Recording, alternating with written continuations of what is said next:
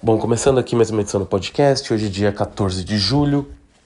Como sempre, só relembrando que todas as análises feitas aqui são apenas conjecturas de mercado baseadas em informações públicas e não se configuram como qualquer tipo de recomendação de investimento. Bom, hoje, fazendo a gravação só de quinta-feira, uma vez que eu estava esperando ali os dados de inflação norte-americanos, né? Eles saíram ali terça, já tivemos parte deles, mas teve mais dados saindo hoje, seguro-desemprego nos Estados Unidos também.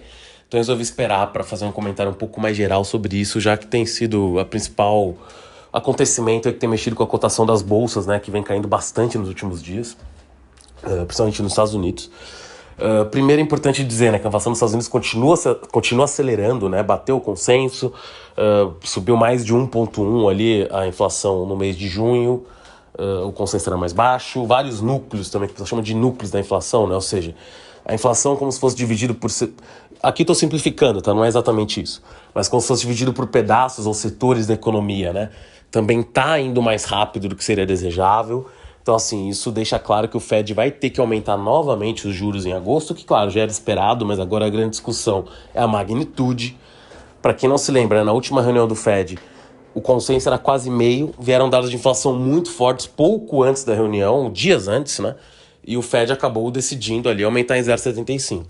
Agora, a maior parte das pessoas achavam que provavelmente outro 0,75 seria possível, mas tinham grupos minoritários que chutariam tanto em meio quanto em 1. E desde a divulgação dessa inflação muito acima do esperado, já tem grupos ali chutando que pode ser 1, inclusive alguns locais ali em que é possível apostar quanto o Fed vai aumentar a taxa de juros dos novos apostadores, digamos assim. Aqui eu tô chamando de aposta, tá? Mas seriam derivativos, mas enfim. Chama da forma que quiser. 3/4 das pessoas que estariam apostando ali agora numa subida exata, né? De qual seria o valor de subida, estariam apostando em 1%. Aí cabem algumas considerações, né? Primeiro que sim, a inflação dos Estados Unidos está fora de controle.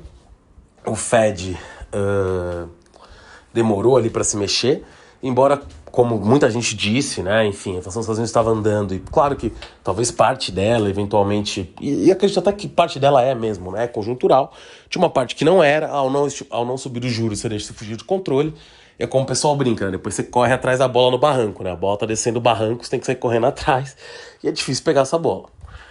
Então, o Fed soltou também ontem um livro bege, né, no qual ele tem anotações sobre economia em todos os locais onde o Fed está presente nos Estados Unidos, né, e muitos locais já demonstravam alguns sinais de desaceleração, né, após ali esse mês, ou seja, isso não quer dizer que a inflação está cedendo necessariamente, mas quer dizer que você tem sinais que a economia pode estar começando, como já teve outros sinais, como indicador de monitoramento de atividade em Atlanta, né, que a economia norte-americana poderia estar a caminho eventual de uma recessão, tá?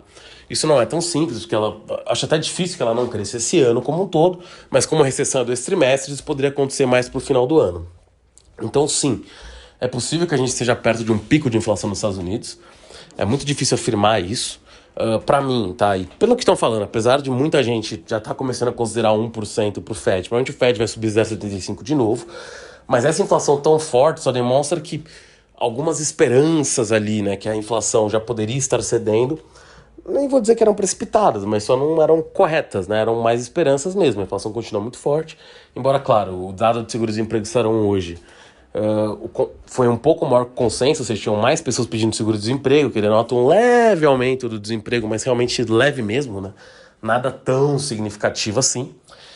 Mas, claro, isso é um pequeno sinal eventual de desaceleração, embora esses dados sejam muito fluidos, né? O seguro-desemprego é semanal, o pedido de seguro-desemprego, então não é um dado também que seja de relevância de tão a longo prazo, mas é um sinal. E a outra coisa que aconteceu, que de fato vai ter sim algum nível de impacto sobre a inflação, mas a gente não tem ideia de qual ainda, foi a queda nas 2 últimas semanas do preço das commodities, né? O petróleo hoje chegou a bater abaixo do preço que estava antes da invasão da Rússia pela Ucrânia, o que ainda assim é um preço acima de $90, o que só demonstra que o petróleo já vinha numa ascendente antes da guerra, né? Claro que a guerra jogou ali a coisa para outro nível, o petróleo chegou a bater 120, enfim, 116, 120, mas hoje chegou a bater ali valores abaixo do preço que estava na guerra. O trigo desde a máxima já caiu praticamente 50%, o milho também caiu muito, a soja recuou, o ferro recuou muito, tanto que você vê a Vale hoje também desabando. Então, por aí você pode ver que você tem sinais de que alguns propulsores da inflação podem estar se desacelerando, mas, como eu disse, o Fed já está atrasado nessa missão, né? Então tem que ver como isso vai ser daqui para frente. Se a gente acreditar, embora as conjunturas sejam completamente diferentes, o Brasil, no IBCR ali semanal, já teve uma pequena deflação, né? Claro que em cima de uma inflação absurda, sei lá, acho que caiu 0,11, salvo engano. Então, se a gente achar que o Brasil é os Estados Unidos no futuro em termos de inflação, eles podem estar a caminho de um recuo na velocidade da inflação, de crescimento da inflação, mas isso é muito difícil cravar esse tipo de coisa. Mas o fato que a gente tem vai ter mais uma subida de inflação, isso vai afetar as bolsas do mundo inteiro, o dinheiro fica mais caro, isso gera problemas, basta ver que o dólar continua se valorizando, né? Então empresas que exportam em dólar vão até se dar bem se os seus mercados continuarem bem. Uma vez aí que, por exemplo, o euro pela primeira vez em muito tempo, né? Eu não lembro agora a data exata, chegou a parear 1 a 1 com o dólar, chegou a ficar até abaixo, acho que era mais de 15 anos, se eu não estou enganado, que não acontecia isso. Seguramente mais de uma década.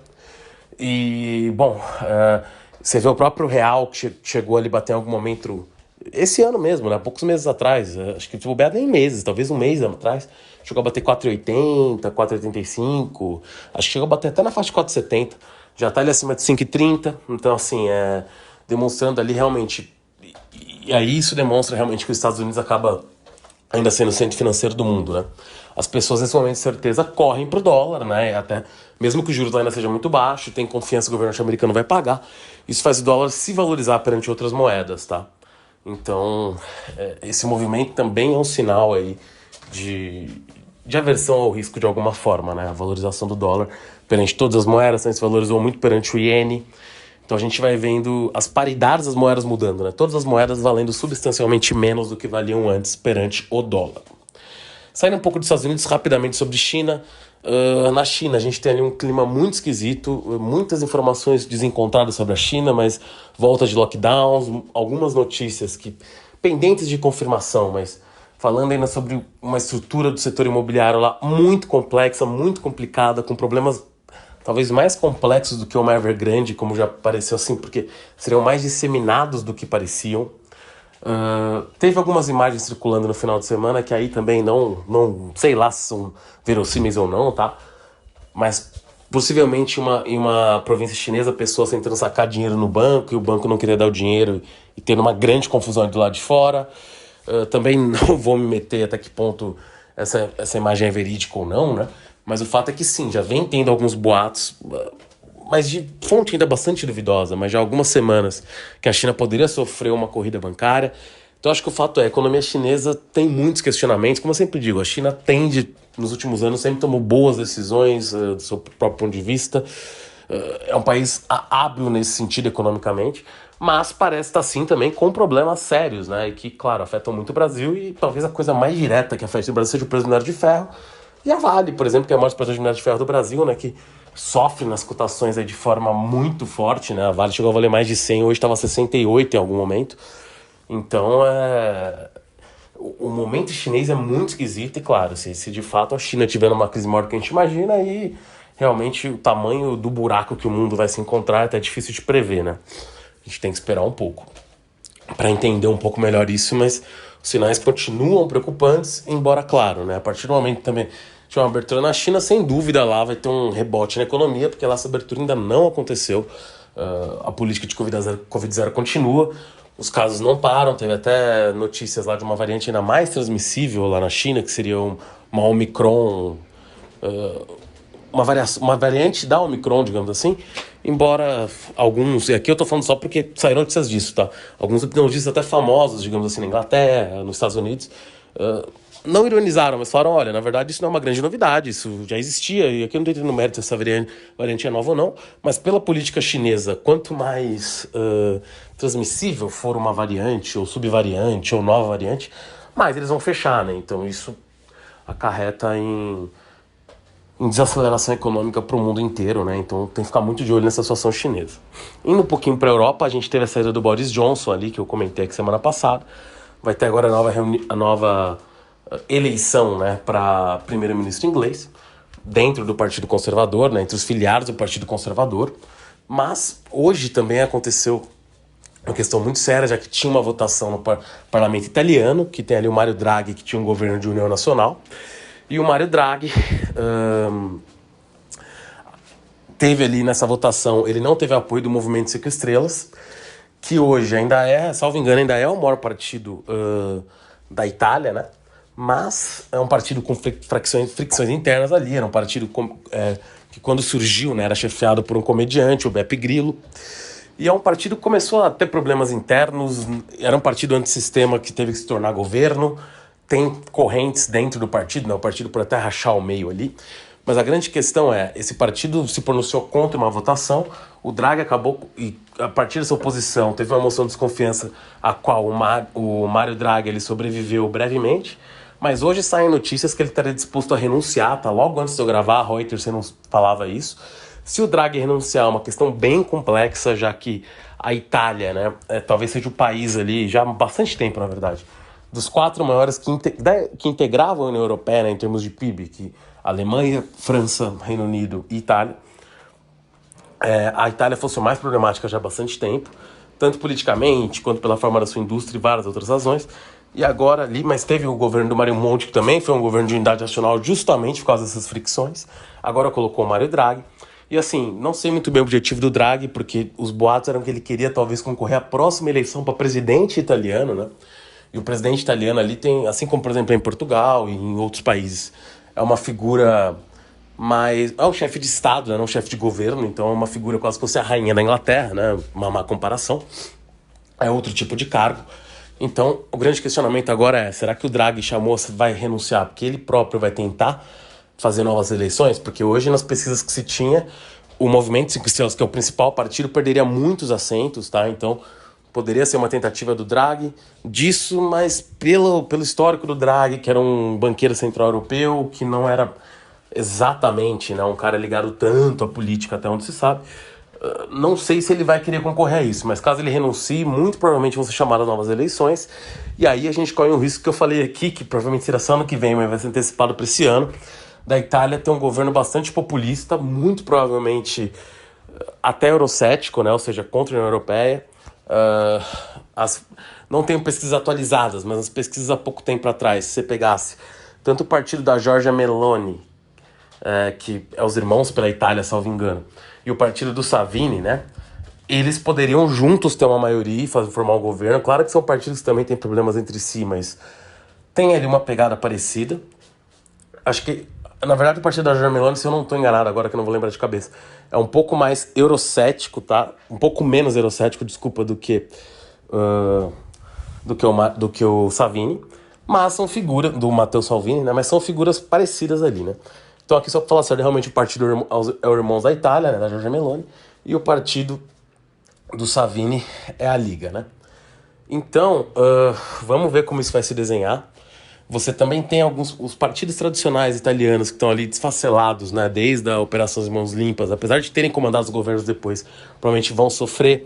Você tem o Forza Itália ali do Berlusconi até hoje, que é um partido pequeno. Você tem o partido, digamos, o tradicional mais à esquerda, mas que também teve pequenos movimentos que o despedaçaram. O ex-primeiro-ministro também, um ex-primeiro-ministro, agora, desculpa, tá me fugindo o nome, mas que foi um dos últimos primeiros-ministros antes do Mario Draghi, né? Também fundou um novo partido. Então a Itália está tendo muito a personalização do debate da política, né, com as pessoas deixando os partidos, né, e criando novos partidos, levando até uma situação que lembra um pouco do Brasil, né, com um monte de partido, uma disfuncionalidade, só que digamos que ainda um pouco ainda mais complicado de se governar porque é um parlamentarismo dessa forma, né? Então, até o argumento que sempre foi usado é um argumento que ele tem lógica, né? Se a gente tende a formar uma base parlamentarista, os partidos teriam que ser mais fortes, isso tem algum nível de sentido, mas nos últimos anos o nível de fricção, de divisão que a gente vê ali em muitos parlamentos europeus, não é privilégio da Itália, levam até a se questionar isso, né? Porque fica muito difícil formar maiorias, né? E no modelo italiano que você tem um primeiro-ministro, assim como no modelo, por exemplo, alemão, vai ficando cada vez mais você constituir maiorias para ter um primeiro-ministro eleito e para ele conseguir governar e passar pautas, né? Então, uma coisa muito delicada, considerando o tamanho da Itália, considerando que essa eleição pode ser qualquer coisa, considerando que a guerra da Rússia continua e a Rússia parece muito bem colocada nesse momento, né? como eu já disse, a Rússia sofre sim de alguns problemas também, tá? Porque a mídia sempre vai para algum lado, né? Antes a narrativa é que a Rússia ia acabar, agora o Ocidente, a parte ocidental da Europa vai acabar. Nenhum nem outro. Mas sim, a parte ocidental da Europa tem mais a perder nesse momento no braço de ferro, né? Como o pessoal diz. O inverno ainda está longe, mas está a meses de distância. A indústria alemã depende muito de gás russo, isso não é tão simples de mudar, por mais que importe gás com efeito natural do Catar, dos Estados Unidos, isso é complicado. Então, um momento de muita instabilidade, até porque pode entrar um governo na Itália mais amigável à Rússia no momento ali que tem toda essa tensão, né? Então, vamos ver como isso se desenha. E só, já que eu mencionei rapidamente a guerra, cabe aqui mencionar também que teve ali, né, um acordo ontem entre ONU, Turquia e Ucrânia para permitir a passagem para permitir a saída de grãos, né, que estariam presos na Ucrânia para vender no resto do mundo. A grande questão é que o Putin ainda não concordou com esse acordo, não, porque é uma parte fundamental, mas um primeiro passo foi dado e aí temos que ver como o Putin vai responder a isso, né? Bom, então esse acordo até carece um pouquinho, né, não de importância, mas muito difícil prever se ele vai de fato entrar em vigor. Um comentário rápido sobre os Estados Unidos que eu acho que é importante, aí, sobre o mercado americano, sobre uma empresa. A Netflix anunciou ontem, né, que formou uma parceria com a Microsoft para fazer o seu novo programa de assinantes ali com anúncios pagos. Muita gente está falando que é o fim da Netflix já há um tempo. Eu já ouvi isso em 2020, eu não concordo muito com esse ponto de vista. Se você pegar o churn ali, que eles chamam, né, que é as empresas que estão desfazendo assinaturas, o Netflix é o que tem o menor número ainda entre todos os streamings. Ele ainda é mais de 50% maior que o segundo. O que acontece é que sim, ele está perdendo velocidade, né, de novas assinaturas, e isso também tem a ver, então isso é verdade, que eu não tenho um blockbuster. Basta ver que o último trimestre bom do Netflix foi quando ele teve o último blockbuster, que foi a série coreana, né? Que agora tá me fugindo o nome, eu já vou falar aqui, já vai me voltar. Mas a Netflix precisa de blockbusters para poder ir evoluindo, né? E sim, apesar de todos os problemas, a Netflix provavelmente talvez seja o único streaming que é lucrativo no mundo. Então, assim, ela tem vantagens estruturais muito interessantes. É a única, né, entre os streamings que já tem uma presença razoável na Ásia, né? E tem séries japonesas, asiáticas. É o Round Six, lembrei agora que é a série coreana. É a única desses streamings que tem presença lá. Está prevendo um crescimento até grande nessa região no próximo trimestre e no próximo ano. E assim, são regiões com diferenças culturais para o Ocidente. E claro que ele vem em filmes ocidentais e tudo, mas que tem muito mais uma cultura interna, uma forma de fazer cinema interno. Acho que a Netflix é a única dessas empresas de streaming que já foi para cima disso, até por talvez ter excesso de produção de conteúdos, né? Outra vantagem do Netflix nesse caso seria que ele tem ali, né? A gente também vê essa quantidade de séries no Netflix, e muitos aparecem como sendo no Netflix, mas muitas hoje em dia são de terceiros que vendem essas séries para o Netflix até por valores não tão altos. Claro que tem um valor atribuído, mas mais atribuído a quanto elas vão ser assistidas, né? Então, ao ser o maior, a Netflix também traz essa gravitação de novas séries ao lado dele, e também corre o risco delas serem ruins, né? Esse é o ponto. Se você pegar, por exemplo, a Disney, mesmo a Amazon, eles não têm esse nível de abertura a séries feitas por terceiros bem menores, né? Produtores pequenos de conteúdo, como a Netflix tem. E sim, é um risco. Não estou falando que a empresa tá livre de problemas, até porque os momentos ali, né, o que tem sido cada vez mais considerado concorrência da Netflix, inclusive, são o tempo que a gente tem disponível, né? Então o cara fica no celular em vez de ver Netflix, que é mais na TV, vê TikTok, vê Instagram, vê sei lá o que, lê alguma coisa, o YouTube. Então, assim, é complexo, né? Mas só o fato da Microsoft ter entrado junto no projeto também significa que esse projeto provavelmente vai ter bastante dinheiro, inclusive da Microsoft. Não ficaria tão surpreso que se além de séries eles também tentarem levar pelo menos, né, alguns produtores de conteúdo menores ali, talvez até algum nível de rivalização com o YouTube, porque o cara não tem exclusividade no YouTube, talvez não tivesse que ter lá também. Isso eu já acho muito mais difícil de decolar, tá? Mas eu não tô falando que isso vai acontecer nem que vai dar certo. Acho só que essa possibilidade pode estar no radar, mas aí eu já acho que seria até uma coisa ruim para a Netflix se eles investirem nisso. Mas o que eu quero dizer com tudo isso é, não deem a Netflix como morta, acho que é um movimento interessante, e eu acho que a empresa se prepara para ser vendida desde sempre. O curioso é que o comprador, para mim, mais provável, sempre pareceu ser a Amazon, por ser a empresa com o bolso mais fundo entre as que estão no streaming diretamente, já que a Apple tem muito poucas séries, não me parece que realmente Pode ser que em algum momento ela quisesse comprar a Netflix, mas não me parece que seria um movimento mais natural. A Disney poderia comprar, mas tem outros problemas, tem alguns problemas internos, não tem o bolso tão fundo quanto a Amazon. E agora a gente tem a Microsoft entrando nisso já como parceiro da Netflix. Então uma fusão com a Microsoft no médio prazo não me surpreenderia, tá? Além da HBO Max, que depois comprou a Discovery agora, também deixou ali mais firme, né? O seu programa de streaming, mas também não me parecia o adquirente mais provável da Netflix. Resumindo, fiz toda essa observação para dizer, é um cenário competitivo complexo e em mudança, mas eu não acho que a Netflix vai acabar. É basicamente isso. Também não acho que, eu acho que ela foi a vencedora até agora, isso pode sim se alterar, mas quando você olha os números a fundo, isso não parece ter se alterado ainda, né? E o maior concorrente, aparentemente, continua sendo a Amazon mesmo, apesar do crescimento rápido da Disney. A Disney também está perdendo agora assinantes de forma rápida, então tem que ver como isso vai se desenhar nos próximos trimestres aí. Bom, continuando, indo agora um pouquinho mais para o Brasil, a gente teve ali a PEC, né, das bondades, como está sendo chamada agora, aprovada. Isso vai levar um pouquinho a inflação e levar também a renda de milhares de famílias, milhões de famílias no caso, que estão precisando. Claro que também tem um cunho eleitoral inegável. Ela deixa, assim, dívidas por ano que vem complexas.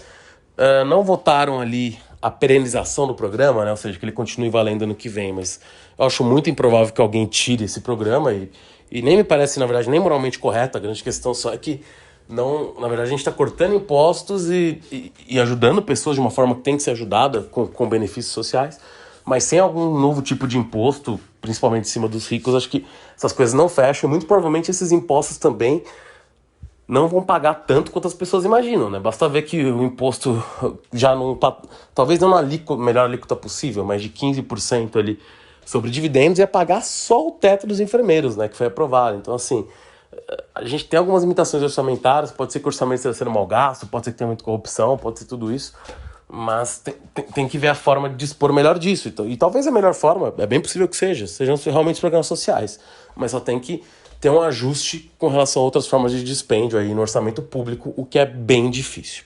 Bom, indo aqui agora para empresas diretamente, né? A gente teve ali um anúncio da 3R e da PetroRecôncavo. Elas vão ali permitir que uma use dependências da outra, né? Intercâmbios de equipamentos, enfim. Um acordo até um pouquinho amplo ali no Recôncavo, né, do Rio Grande do Norte, no Polo Recôncavo. A PetroRecôncavo tem a maior parte das suas reservas ali, a 3R também tem reservas importantes ali. E cabe lembrar aí que, na verdade, isso ainda pré um casamento entre as empresas, tal, né, apenas um acordo operacional nesses campos específicos. Mas seria uma fusão que parece ter sentido, uma vez que a PetroRecôncavo tem fundos no seu controle, também empresas do setor, né? Por exemplo, empresas ali que realizam explorações, são acionistas da PetroRecôncavo de sondas e tudo mais. E a 3R é uma empresa muito mais só de fundos, né? Então, você juntaria o expertise que a PetroRecôncavo, que é uma empresa que já existe há muitos anos, tem, com a 3R, que é uma empresa mais recente, talvez apesar de uma empresa de petróleo um pouco mais financeira. Então, pode ter uma fusão aí a caminho. Ficando aí no petróleo também, a PetroRio fez um anúncio muito interessante, que abriu um novo poço que pode aumentar em 45% sua produção. É muito mais do que o esperado, tá?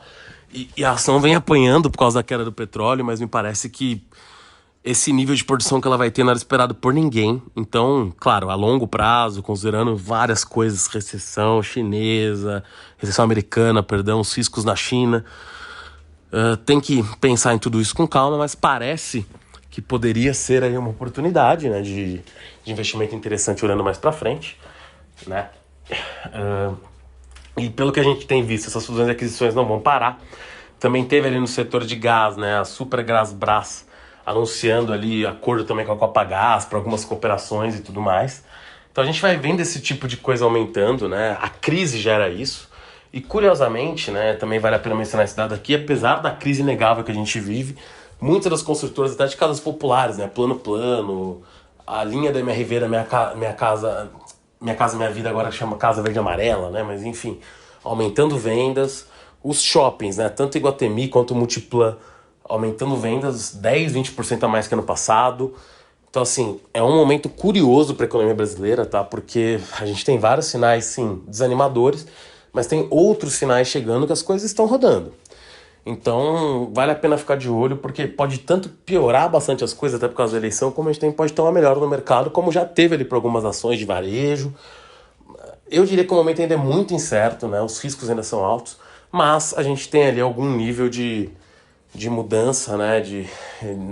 Na direção das coisas e vamos ver como acontece. Bom, por hoje é só. Sendo confirmada a eleição na Itália, né? Que ainda não sei nem se o Mario Draghi de fato renunciou, eu vou gravar um vídeo no YouTube sobre amanhã.